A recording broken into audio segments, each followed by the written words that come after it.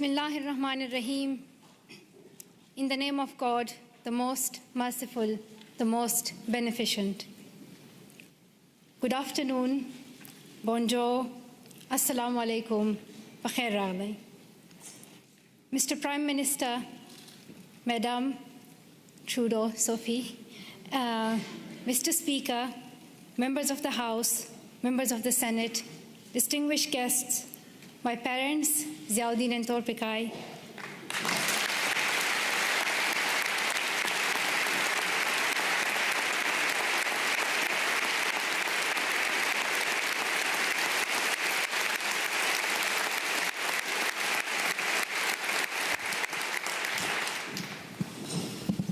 and finally, the people of Canada, thank you so much for the warm welcome to your country.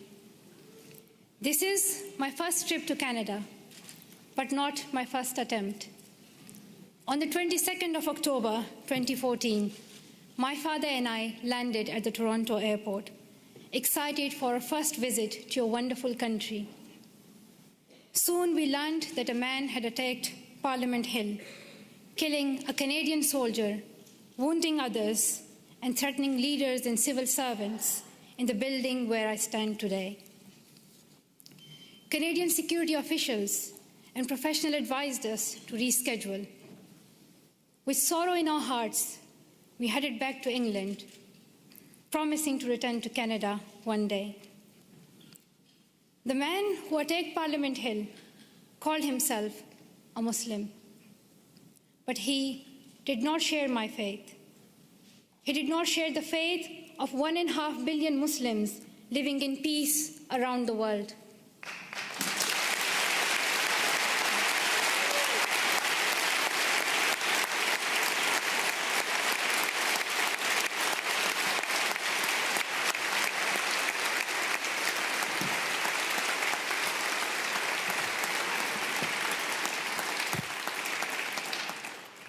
Sorry, the podium became too high, so I'm short-sighted, I couldn't read some of the words.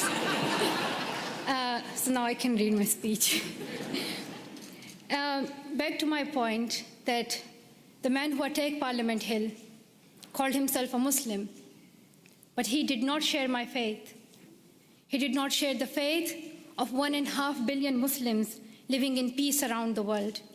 He did not share our Islam, a religion of learning, compassion, and mercy. I am a Muslim, and I believe that if you pick up a gun in the name of Islam and kill an innocent person, you are not Muslim anymore. You and the person who attacked Parliament Hill and all these terrorists do not share my faith. Instead,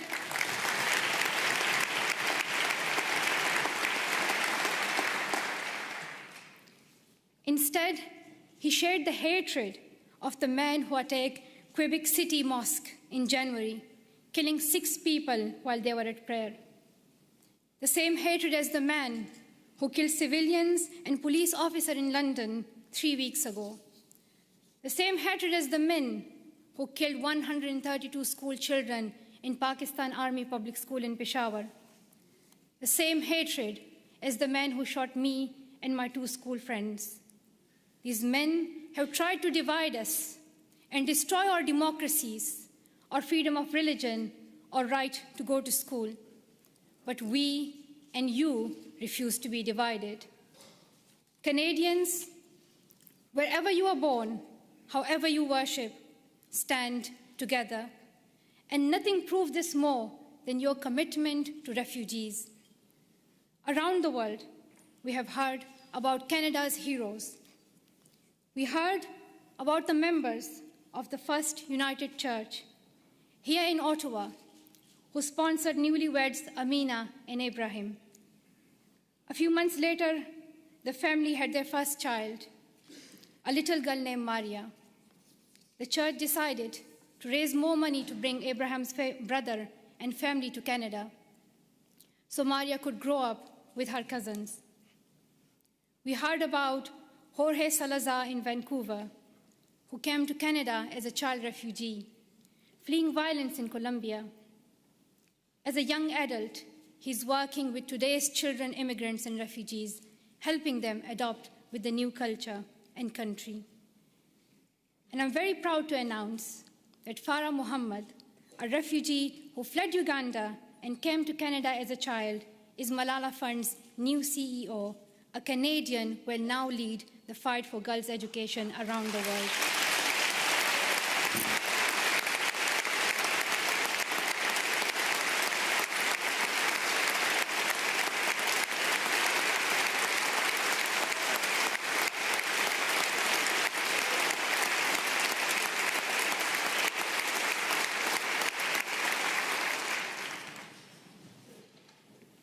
Many people from my own country of Pakistan have found a promised land in Canada, from Maria Topikai Wazir, a famous squash player, to my relatives here today. Like the refugees in Canada and all around the world, I have seen fear and experienced times when I did not know if I was safe or not. I remember how my mom used to put a ladder at the back of our house so that if anything happened, we could escape. I still remember that I would read a Quranic verse, Ayatul Kursi, every night to protect our family and as many people as I could. I felt fear when I went to school, thinking that someone would stop me and harm me. I would hide my books under my scarf. The sound of bombs would wake me up at night. Every morning I would hear the news that more innocent people have been killed. I saw men with big guns in the streets. There's more peace now in my home of Swat Valley, Pakistan. But families like mine, from Palestine to Venezuela, Somalia to Myanmar, Iraq to Congo, are forced to flee their homes because of violence. So your motto and your stand, "Welcome to Canada," is more than a headline or a hashtag. It is the spirit of humanity that every single one of us would yearn for if our family was in crisis. I pray that you continue to open your homes and your hearts to the world's most defenseless children and families, and I hope your neighbors will follow your example.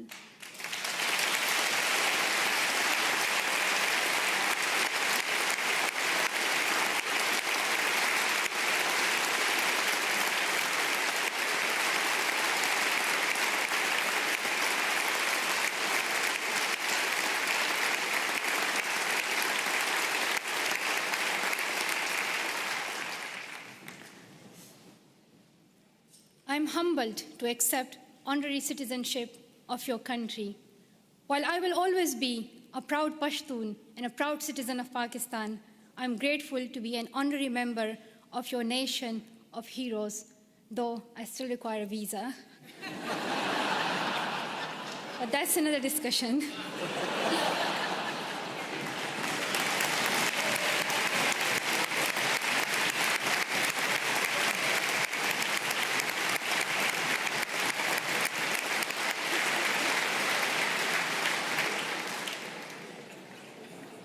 I was also very happy to meet Prime Minister Trudeau this morning.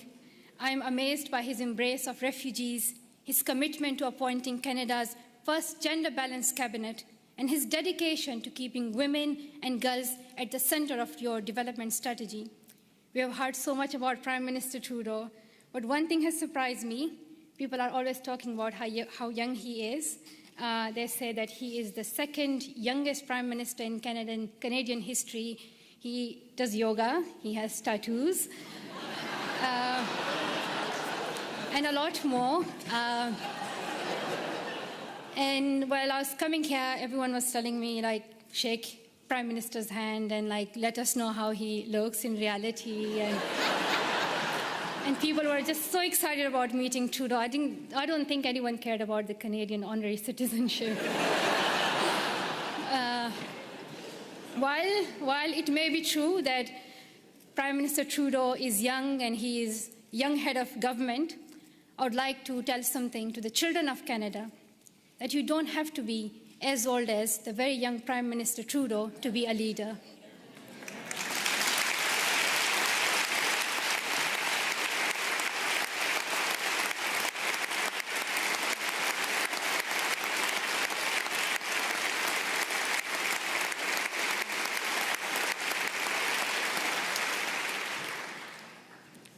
I'm like on still page 7, so there are like a lot left. So if you do the standing ovation again and again, you'll get tired. Just to let you know, there's a lot left. But I want to share my story that I want to tell the children of Canada that when I was little, I used to wait to be an adult to lead. But I have learned that even a child's voice can be heard across the world. And to the young women of Canada, I want to say, let's step forward, raise your voices, and the next time I visit, I hope to see more of you filling these seats.